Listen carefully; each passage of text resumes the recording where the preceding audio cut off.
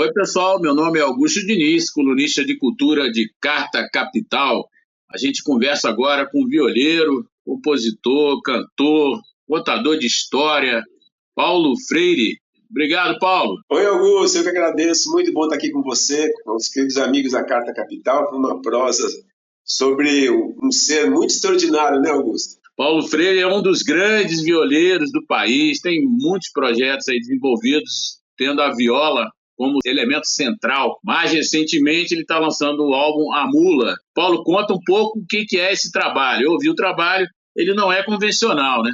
Ele não é, Augusto. Assim, há um bom tempo eu venho lidando com a mitologia brasileira, né? Mergulhando a fundo no assunto, que tem muito a ver com o mundo da viola também, né? E tanto a parte literária, com grandes, né, Câmara Cascudo, Mário de Andrade, a Betim Mindre, vou lá no lugar onde sei que tem algum acontecimento desse tipo e procuro saber, viajando bastante. Eu já tinha feito um trabalho chamado Cunhado de Lobisomem, que eu conto uma história de uma época que eu namorava com uma moça, um primeiro amor assim, né? E o irmão dela virava lobisomem, então eu virei um cunhado de lobisomem. Foi um show que eu fiz junto com o Danilo Moraes, grande cantor, compositor de São Paulo também, e a gente apresentou em alguns lugares, a pandemia caiu em cima da gente, aí esse projeto se deixou meio engavetado. E agora eu fiz sobre um encontro com uma mula sem cabeça. E aí compus músicas para esse encontro, fiz algumas edições com algumas músicas de discos meus, para poder contar essa história, assim, tanto com a palavra falada como com a viola conduzindo o caos. Ô Paulo, como é que as faixas desse disco? São longos, né? São longas cada faixa. Eu pensei em dividir como se fossem 6 capítulos mesmo, né? 6 capítulos do como é que foi a preparação, o encontro, como faz para... por que uma mula sem cabeça aparece, como faz para tirar a mula sem cabeça de dentro da pessoa que incorporou essa mula, na tradição dos contadores de história, né, que é lidar com a oratura, em vez de ser com a literatura, com a tradição oral. Então, eu me inspiro muito no que as pessoas me contaram, me mostraram, e a palavra falada também, né, que é diferente da palavra escrita. Como é que você tem a expectativa das pessoas ouvirem esse trabalho? Quer dizer, ela senta, ouve uma história, uma contação de um caos, né, ou vários causos. Eu queria que você entrasse nesse detalhe também. O grande Tom Zé, né, ele dizia já acho que uns 15 anos atrás que a gente estava começando a viver a ditadura do olho. Quer dizer, não basta você chegar lá com o seu instrumento, estudar, se preparar, compor as coisas e mostrar um trabalho. Você tem que ter um monte de coisa acontecendo para que a pessoa na plateia enxergue alguma coisa, né? Nada contra aquele monte de coisa acontecendo, né? Fogos de artifício ou o que seja. Mas aqui no caso da mula, por exemplo, desse grande caos musicado, em vez de estar trabalhando para o olho, eu vou trabalhando para a imaginação, né? Então, se eu chego aqui e falo assim, conheci um rapaz que subiu numa árvore e jogou um coquinho em cima da cabeça de uma moça. Aí todo mundo vai ficar... Se eu não mostrei a imagem, cada um vai construir a sua árvore na cabeça, aquele coquinho na sua cabeça, e por que ele fez aquele negócio. Então, é isso mesmo, é um trabalho para você estimular a imaginação das pessoas. Ô, Paulo, eu gosto muito da sua história, quando você foi lá para o norte de Minas Gerais, Urucuia, especificamente Sertão de Urucuia, para quem não sabe, o livro é onde está ambientado, né, o Grande Sertão Veredas, Guimarães Rosa, e lá também é terra de violeiro. Paulo, eu queria que você contasse um pouquinho dessa história, até porque recentemente saiu um disco que você participou ativamente dele, de um dos violeiros lá da região, já falecido, infelizmente, que é onde você provavelmente colocou muito do que você viu ali da seleção das músicas, né? O projeto foi desenvolvido em cima disso. Queria que você contasse desse disco, né, do Manelim, e também da vivência em Urucuia. Augusto, quando eu tinha 18 anos, assim, né, eu entrei na faculdade, mas eu estava meio descontente, assim, com as coisas que eu estava estudando na faculdade. Em tempo de regime militar também, alguns professores foram presos, então era uma situação meio difícil. Meu pai, eu sou filho do Roberto Freire, do escritor, né? Vendo que eu estava me desinteressando da faculdade, ele começou a jogar um monte de livro para cima de mim, e alguns amigos também, a gente começou a ler muito.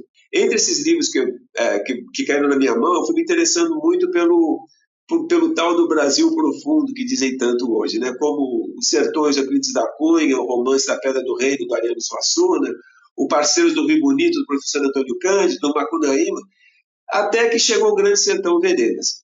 E a gente já tinha um grupo de música, né? Com alguns amigos, assim, todo mundo com 18, 19 anos. Quando a gente lê o Grande Sertão, a gente pensou, a gente quer fazer isso com música.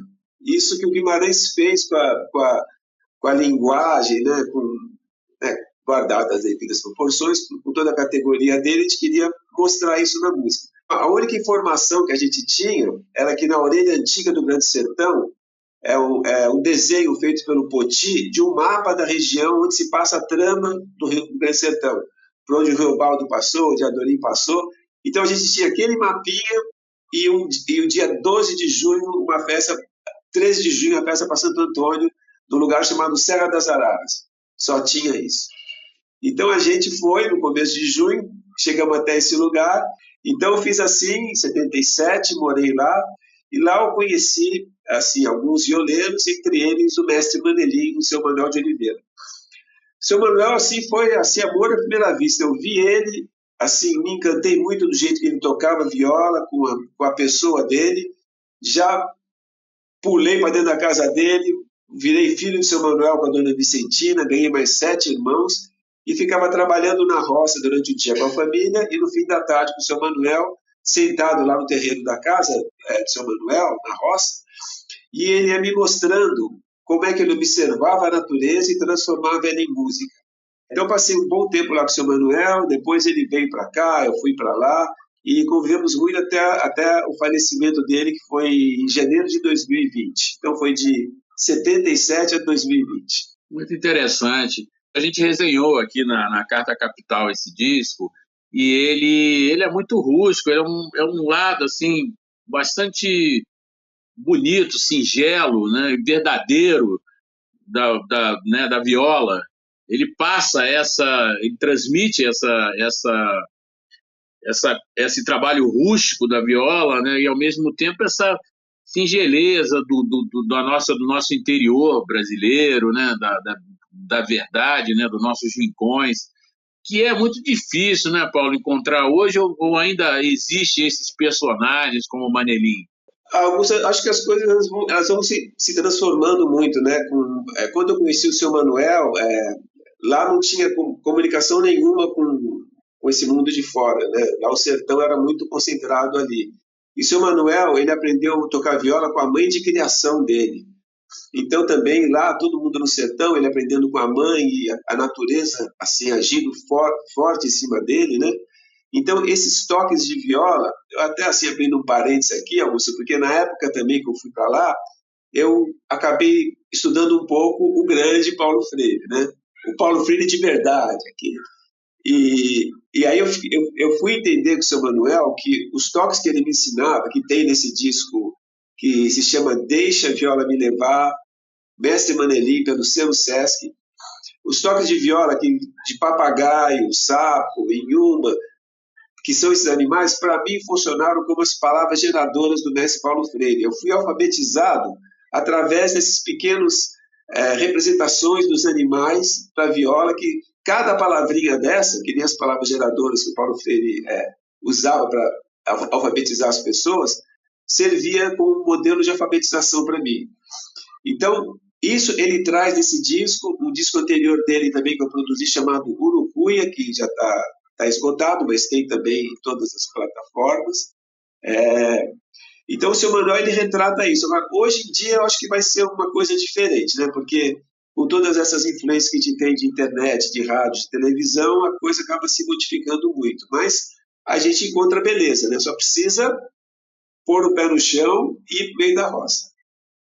Como é que você lida com isso? Como é que você trabalha isso no seu dia a dia, né? Não necessariamente nesse disco, mas como é que você vai em busca disso? Como é que são seus trabalhos de pesquisa? Como é que suas apresentações, como é que você lida com esse universo? Bom, eu tive uma grande oportunidade em 2015 e 2016 de participar de um projeto do Departamento Nacional do SESC chamado Sonora Brasil. Nesse projeto, juntamente ao Levi Ramilo, grande violino, a gente fez 120 apresentações por mais de 100 cidades, por todos os estados brasileiros. Então, quando eu vi que eu estava indo viajar para todos esses lugares, né, eu corri já pro livro do Mário de Andrade, Turista Aprendiz, que também, né, e fiquei inspirado no Turista Aprendiz, comecei a fazer um diário também. E aí, desse diário, resultou um livro Chão, que é Uma Aventura Violeira, que é meu penúltimo livro. Procuro fazer um diário de bordo dessa grande aventura por todos os estados brasileiros. E cada lugar que eu vou, assim, eu gosto muito de andar, eu preciso de andar. Então, eu já saio andando, saio procurando as coisas. O Levi também é muito curioso. Então, a gente tem essa embocadura para esse tipo de assunto, né? Por exemplo, a gente chegava num lugar, se era uma cidade grande, falava para a gente assim, olha, aqui tem isso, aqui tem um shopping. A gente falava, não, a gente não quer shopping, a gente quer feira, mercado. Então, a gente vai atrás desse mundo mesmo, né? Então, eu fiz essa grande viagem, que resultou um chão, e depois eu escrevi o livro Selva, que é um romance que é dedicado ao seu Manuel, mas é um assunto um pouco diferente. Em vez de ser um assunto ligado à viola, é um assunto ligado às plantas medicinais, à medicina da roça, às hortas comunitárias, de um mestre do sertão também e uma moça arrojada de São Paulo, e eles fazem assim, é uma grande aventura que que a gente consegue enxergar assim um pouco do que foi a minha vivência, um menino de São Paulo, né, e morar lá no sertão, com uma moça de São Paulo e morar no sertão, procurando coisas diferentes, mas que acaba sendo muito parecido tanto esse envolvimento com os mestres, como essa procura por uma sabedoria da roça, que às vezes a gente acha que não tem muito sentido, que é uma coisa ultrapassada, tudo, mas que tem muito a ensinar para a gente, né? Ô Paulo, como é que você enquadra assim a viola dentro do cenário da música brasileira? Você citou que a gente relaciona muito ela, né, a uma prática antiga, né, e talvez defasada, mas não é verdade. Assim, a gente percebe assim uma cena de viola ainda muito ativa, né? Aqui em São Paulo, no interior, né? No Paraná, enfim, em vários cantos do Brasil, a viola é muito presente, tem muitas atividades voltadas para a viola, né? Ela não é aquilo que as pessoas, né, aparentemente têm no olhar, né, observando a cena musical brasileira como um todo, né?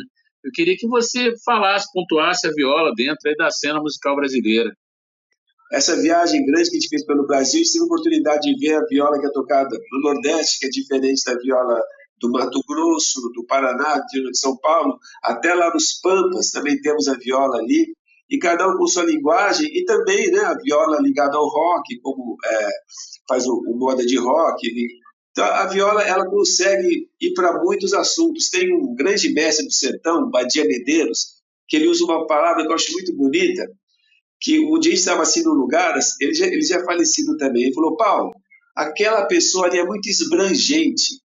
Eu falei, o que é esbrangente, seu Badia? Ele falou, esbrangente é assim, ó, se você tem um terreno e você cerca seu terreno, aquela cerca, ela abrange o seu terreno.